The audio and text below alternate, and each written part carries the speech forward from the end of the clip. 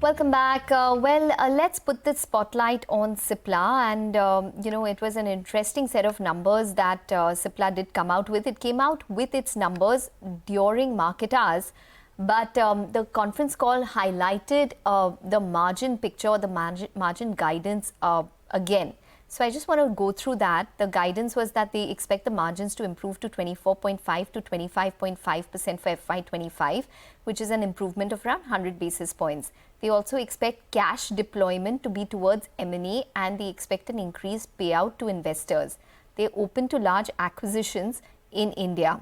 India and South Africa businesses should grow faster than their respective market growth. So they're quite bullish on those two segments. They've completed remediation of the Goa unit, and remediation of Indore is underway. A Brexon generic launch, that's one of the key cancer drugs. It's expected now in late FY25. They're factoring in an inspection of one of their key facilities, I think Goa, which is where it's filed from, by July or August 2024. They are optimistic on growing the US business over the current base of $900 million. They're looking to launch 4 peptide assets in FY25 as well.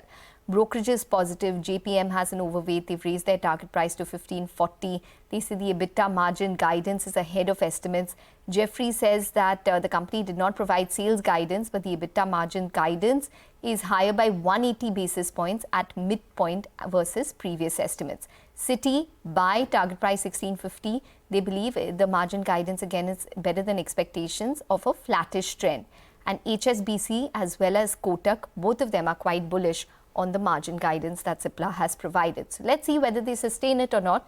But in fact, we did speak to Umang Vora on the margins, and this was during his press conference right after the numbers on Friday afternoon.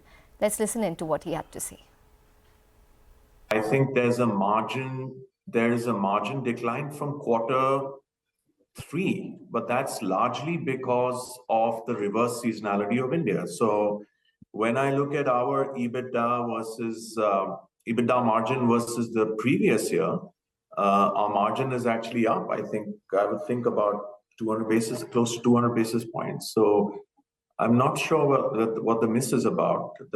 Versus quarter 3, the margin will always show a decrease because quarter 3 is peak respiratory season, and quarter 4 is reverse seasonality. So we don't see a margin miss actually. The margins have come exactly like, or in fact higher than what we had internally estimated. Okay, and he goes on to say the margin guidance is 24 to 25% going forward as well. Well, we do have Vishal Manchanda, who is the Pharma Analyst at Systematix Group, joining in to discuss this. Vishal, hi, welcome to the show. Well, if you could just start by giving us a sense in terms of Cipla, strong up move there in terms of the stock. It's up around 6% odd. Is the guidance the key driver this time, that they expect 24 to 25% margins going forward? Good afternoon, Ekta.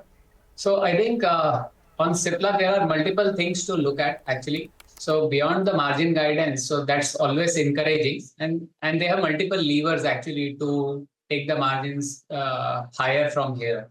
So one, you have Revlimid market share expanding in the US. Second, their consumer healthcare business also has space to kind of move higher in margins because that's scaling up fast and it's not reached optimal margins yet. Then there are other high-value launches then that they are waiting for in the US. So Abraxane is one of them in FY25. Apart from Abraxane, there are so we can see margin expansion extending into FY26 too. So Advair Symbicort launch in FY26, plus there is another QVAR launch in FY26. Pithampur facility coming back to normalcy will also help margins. So multiple triggers for margins to expand for Cipla. But there's also one more important aspect about Cipla is they might enter into China and can make it larger. So they announced a plan that they would commence commercial production from in the second half of this financial year. I think that is also something going to be important from a top-line growth perspective and margin perspective, both from in FY25 and FY26. So I think this greatly enhances the growth opportunity for Cipla beyond India, US. I think China would also open up as a growth lever for the company.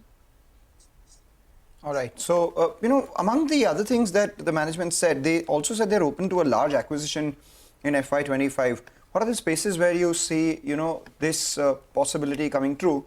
And are there any assets to your mind right now on, which Cipla you think should buy? I think so. If you look at, most companies have been focusing on acquiring branded generics, branded generic products or branded generic companies. But I think that space is a bit heated up. Getting value there is difficult, but probably it would be better to focus on some alternative areas that could leverage, that basically they can leverage their branded presence for. So one is point of care diagnostics. So Cipla has kind of started looking at that space. They have made they made some progress there. That is one. And second, which every Indian player is actually looking at, is getting into innovation. So uh, in licensing NCE assets from biotech or specialty pharma companies in the US. So that potentially could make us more attractive M&A steps. Okay, just quickly wanted your view on Piramal Pharma. It's seen a strong up move post numbers, and on the other end, Newland Labs, which has seen a sharp downtake post numbers. Newland, the numbers were not bad, unless, I mean, they did come off on a high base on a year-on-year as well as Q-on-Q basis, and I assume that the business model is lumpy. So just wanted your thoughts on Newland as well as on Piramal Pharma. So I think both these CDMO names, their earnings trajectory largely is contingent on the NCE assets that they manufacture for their partners.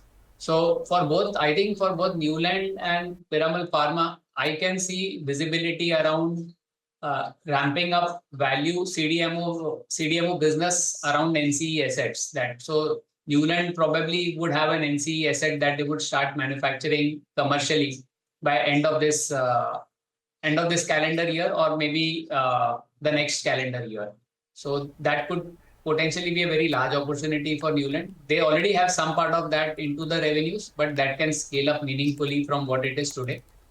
I think on Piramal, they are doing well on some of the CDMO opportunities that they already have in their pipeline. So those opportunities are scaling up in end markets, and that is translating into higher revenues for Piramal Pharma.